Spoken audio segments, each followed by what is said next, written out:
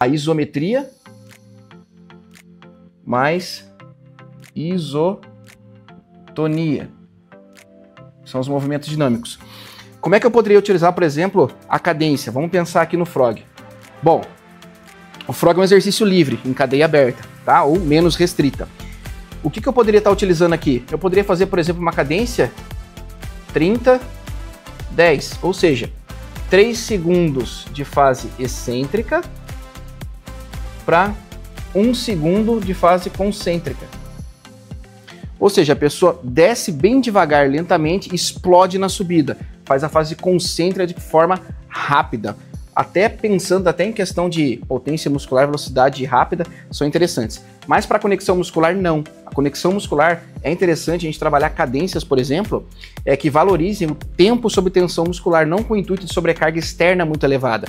Porque não vale a pena você trabalhar com cargas elevadas para conectar o glúteo, porque quanto mais peso tem no exercício, mais músculos serão recrutados. Ou seja, às vezes o que pode acontecer é a pessoa perder a conexão no glúteo pela ativação ou solicitação maior dos músculos sinergistas. Aí pode entrar outras musculaturas, como por exemplo posteriores de coxa, dependendo do exercício, quadríceps, como por exemplo no caso da ponte de glúteos. Então a gente tem que levar um pouquinho em consideração essas coisas. Quando a gente pensa em conectar um músculo, a gente pensa em fazer o exercício de forma mais lenta, por exemplo, 2 segundos para subir, 2 segundos para descer.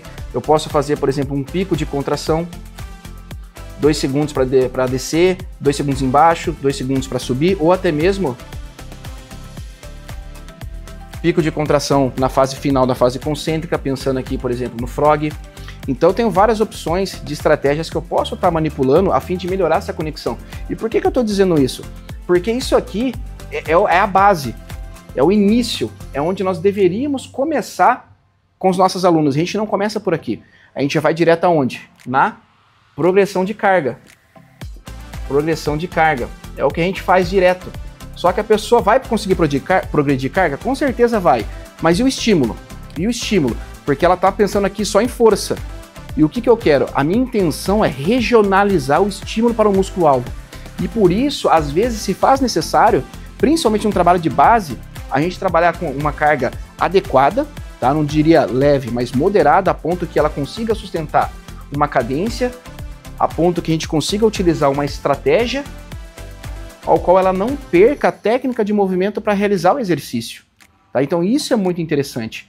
E isso aqui, ó, eu vejo poucos treinadores ou poucos profissionais trabalhando e explorando, principalmente no trabalho de base inicial com as mulheres. Então quando eu pego uma mulher que quer desenvolver glúteo, eu faço uma avaliação nela e eu vejo os movimentos dela e aí eu identifico que ela não tem essa conexão. Então a primeira coisa que eu faço é reestruturar o treino, colocando exercícios no início do treino ao qual a gente consiga melhorar, promover uma melhora desse estímulo chegar no glúteo máximo. Beleza? Show de bola. Então esse é o primeiro, conexão muscular. Beleza, vamos para o segundo agora. Depois que a gente aprende a conectar o glúteo, a gente precisa ativar o glúteo, tá? Que de certa forma é bem parecido com a parte da conexão mente-músculo, mas existem algumas ressalvas quando a gente fala de ativação de glúteo, tá? Entendam essa parte de ativação como uma forma da gente conseguir, depois que conectar, usá-lo de forma eficiente. E depois que a gente consegue conectar o glúteo, a gente vem para cá então, ativação. E essa parte de ativação, pessoal, não são todas as mulheres, nem a parte de conexão, tá? A parte de ativação e conexão, eu estou falando para mulheres que estão iniciando agora ou que precisam reaprender o movimento de forma eficiente, ou seja, para executar a técnica de forma eficiente. Se você tem uma aluna, uma atleta que já é bem avançada, às vezes você não precisa utilizar essa parte de conexão e ativação, porque ela já tem isso muito bem desenvolvido nela mesma. A gente vai pular para outras partes da nossa estrutura de treino. Mas, falando de algumas mulheres, como por exemplo iniciantes, ou que têm dificuldade de sentir o glúteo, talvez seja necessário a gente fazer a parte de conexão e de ativação. E quando a gente fala de ativação muscular, pensa no seguinte, eu particularmente gosto de utilizar, se necessário, né? Se ela precisar fazer ativação, gosto de utilizar exercícios isolados,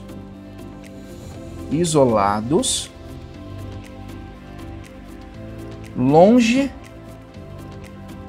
da falha,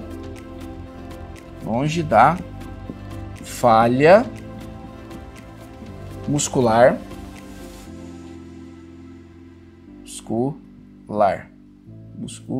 isso.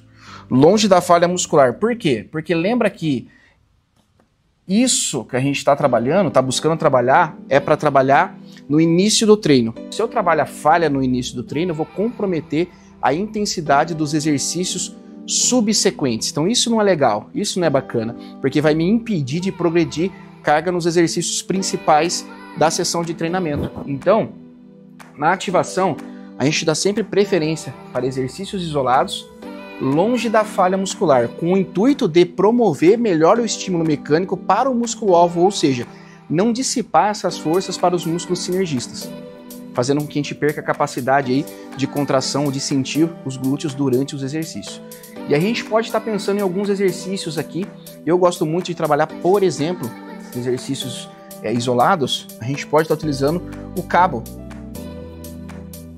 E aqui a gente pode colocar extensão de quadril ou abdução de quadril, se for o que você está buscando com a sua aluna. Por quê? Porque muitas mulheres às vezes trabalham muita extensão e pouca abdução de quadril. Então se você está buscando, lembra que eu falei no início da aula que você tem que olhar primeiro para a aluna para depois olhar para o método? É justamente isso, tá?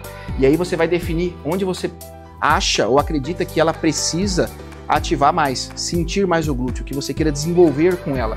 Então, poucas mulheres trabalham um volume alto, por exemplo, de abdução de quadril. A maioria vai trabalhar onde? Aqui, extensão de quadril. E eu concordo com isso.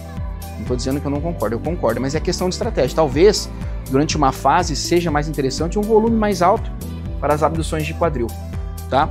Para você melhorar o formato do glúteo dela. Ou talvez seja necessário realmente um volume muito alto para as extensões de quadril, beleza? Isso cabe a vocês definir olhando para a aluna de vocês. Então, por exemplo, o cabo ele é interessante, ele é um exercício isolado que mantém uma tensão